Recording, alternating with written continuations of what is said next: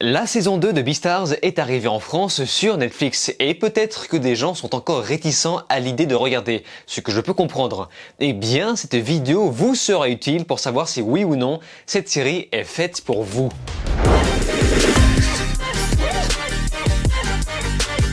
Salut à tous, c'est Vince alias Amir Game et on se retrouve aujourd'hui pour parler de Beastars, série d'animation japonaise, adaptée de la série des mangas du même nom, écrit et dessiné par, alors attention, nom compliqué, Paru Itagaki. Mais la série en elle-même est développée par le studio d'animation japonais Orange, les mêmes qui ont développé la série Godzilla Singular Point dont je vous ai déjà parlé dans une précédente vidéo, et ça a été diffusé pour la première fois en fin 2019 sur Fuji TV, donc une chaîne japonaise. Et la saison 2 quant à elle a commencé à être diffusée depuis début 2021 au Japon, pour atterrir enfin sur Netflix pile au moment où sort cette vidéo, donc le 15 juillet 2021. Cette série va nous raconter une histoire à la fois simple mais complexe dans son univers, se déroulant à Sheraton, donc une pension où vivent en harmonie des herbivores et des carnivores, des êtres humanoïdes qui au premier abord peuvent faire un drôle d'effet. Mais croyez-moi, il faut vraiment passer le cap de ce premier jugement. Et évidemment, j'imagine que ceux qui ne connaissent pas se posent la question,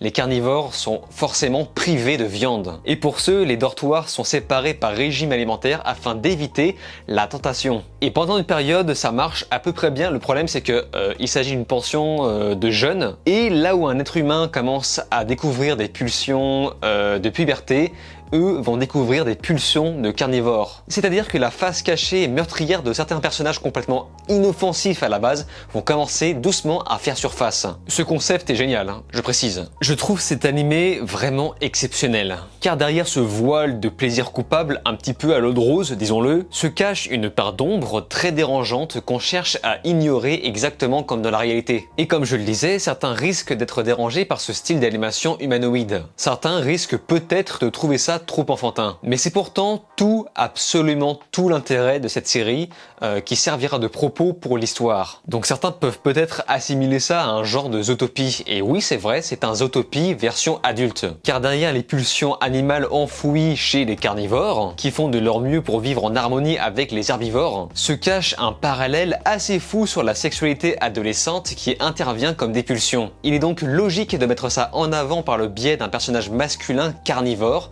en guise de rôle principal. Comme ça, le spectateur va pouvoir s'identifier à cette fameuse pulsion, qui pourrait s'apparenter à une virilité refoulée lors de la puberté. La série va donc remettre en question sur qu'est-ce que la virilité. Est-ce qu'être un personnage viril consiste forcément à être un personnage brutal, libéré dans sa sexualité, ou est-ce que ça peut s'appliquer pour des personnages puceaux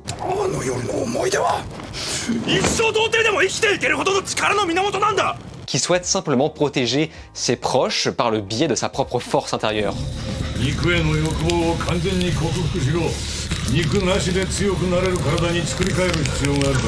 C'est magnifique, hein, vraiment, j'insiste, c'est magnifique. Beastars, c'est aussi une symbolique sur le vivre ensemble qui explique que ce n'est pas toujours compatible dans certaines situations. Enfin, en tout cas, pas sans conditions particulières, hein, comme par exemple le maire lion qui s'est fait de la chirurgie esthétique pour avoir l'air physiquement sympa, ou encore prendre des médicaments, ce qui évidemment est contre nature, enfin en tout cas dans le cadre de cette série, ou tolérer de façon taboue un marché noir, où les carnivores peuvent se procurer illégalement de la viande, du sang, etc. exactement comme de la drogue. Ces derniers vont également former des lieux communautaires où ils vont pouvoir assouvir leurs besoins que d'autres parviennent difficilement à lutter en société. La saison 2, composée de 12 épisodes, se regarde exceptionnellement vite, ouais vraiment, mais je l'ai avalé tel un carnivore, avec des passages glaçants, un enjeu très prenant et un antagoniste bien flippant. Le personnage principal Legoshi est vraiment adorable. Son doublage VO tout mignon colle parfaitement avec son côté très nounours. Enfin, même si on parle d'un loup, malgré sa face cachée diabolique déclenchée par son odorat, qui cherche absolument à contrôler de façon naturelle pour protéger ses proches. Protéger de lui-même, mais également des autres. Des autres qui, eux, n'auront pas forcément le même côté altruiste.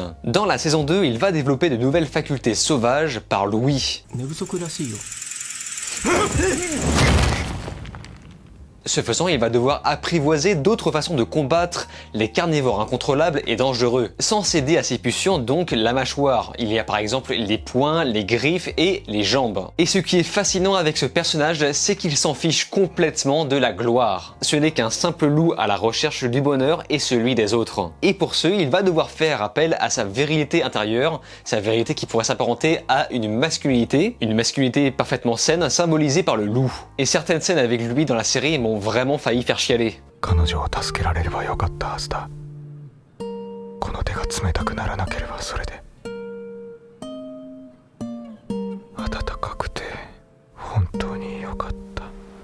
Et là où ils sont forts, c'est qu'ils parviennent à sexualiser des animaux humanoïdes, ce qui renforce l'aspect malsain puisqu'on finit réellement par s'y faire et trouver ça normal. Il y a beaucoup trop de personnages intéressants dans cette série et malheureusement je ne peux pas tous les citer, au risque de passer la vidéo entière dessus. Je pourrais parler par exemple très longuement de Louis, un herbivore qui souhaite avoir la rage d'un carnivore qui est complètement en admiration pour eux, mais qui pourtant reste un herbivore, lui souhaite vraiment adopter ce côté viril qu'ont les carnivores. C'est l'opposé total de l'Egoshi. Enfin bref, ce personnage a vraiment une psychologie poussée. De plus, les combats et la mise en scène envoient du lourd, notamment dans cette saison 2, et on retrouve encore ce gros rapport au corps, aux cicatrices et à l'histoire qu'elle raconte. Donc voilà, malgré ce voile qui paraît bienveillant parce qu'on voit des animaux humanoïdes, beaucoup de romances qui font trait à l'eau de rose comme je le disais, eh bien la série est portée par le côté un peu testostérone et cherchera à faire comprendre aux adolescents comment apprendre à se contrôler soi-même. Concernant le visuel, je le dis, mais là on est sur de la 3D cel shading. Et pour rappel, je suis allergique à cette pratique, mais pour une fois, je trouve que ça va. Pour preuve, dès le premier épisode, il m'a fallu une bonne dizaine de minutes avant de me rendre compte que je n'étais pas devant du dessin traditionnel. Mais ce qui me dérange avec cette technique, c'est que ça rend l'animation un peu trop rigide. Et on voit clairement que le créateur est privé de liberté, malgré le temps et l'argent que ça fait gagner. L'anime Beastars n'échappe pas à la règle et n'arrive pas à la cheville du moindre Ghibli. Mais ceci étant dit, je trouve qu'il y a quand même un soin apporté. Par rapport à leur outil de base, ils ont fait leur maximum. Par exemple, les décors sont parfois retapés à la main. Et cette saison 2 m'a parfois paru encore plus développée. Surtout au niveau du travail des lumières qui sont vraiment exquises. D'ailleurs, au passage, le générique de la saison 2 est sympa, mais je préfère quand même le premier avec l'animation stop motion pimpante.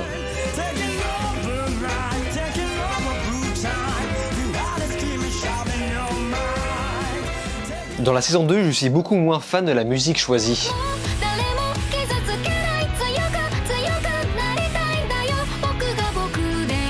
Mais par contre, la musique de manière générale reste magnifique. Cette saison va apporter quelques petites touches supplémentaires. Beastars est une série d'animation à voir absolument. Alors, je n'ai pas lu les mangas comme beaucoup d'autres, et j'imagine forcément que le manga est meilleur, mais si vous avez lu, n'hésitez pas à me dire si l'animé est au niveau. À côté, moi j'invite quand même les gens qui sont réticents à regarder au moins les premiers épisodes pour voir si c'est réellement à leur goût. Même si je précise qu'il y a un aspect très fragile qui risque de ne pas plaire à tout le monde, mais qui ne perdra certainement pas les otaku. Voilà, en tout cas, votre avis sur l'animé, sur le manga aussi, et sur la qualité d'adaptation m'intéresse vraiment, car comme d'habitude, vous connaissez la chanson, je lis et réponds à quasiment tout le monde. Sur ce, on se laisse ici, n'oubliez pas de vous abonner à ma chaîne YouTube, cliquez sur la cloche, likez, partagez et de regarder mes autres vidéos. Je vous dis alors ciao et à la prochaine.